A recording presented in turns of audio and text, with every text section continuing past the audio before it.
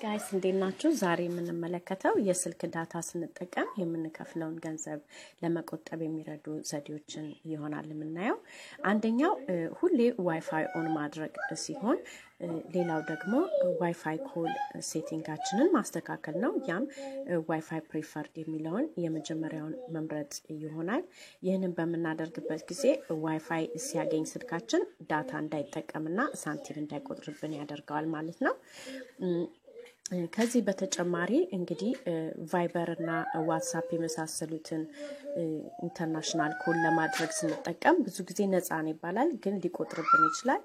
ያ እንዳይቆጥርብን ልክ ልንደውል ስንል ሞባይል ዳታችንን ኦፍ ማድረግ ይኖርብናል በተጨማሪ ደግሞ ሌላው ምንድነው ዘውትር የምንገለገልባቸው ዌብሳይቶችን በየጊዜው እየደጋገምን ከመክፈት ቡክማርካችን ውስጥ ማስገባት ይሆናል ቡክማርካችን ውስጥ ማስገባታችን ጥሩ ነው ሌላው ደግሞ ሜሴጃችንን ሴቲንግ መልቲሚዲያ አድርገን መቀየር ይጠቅመናል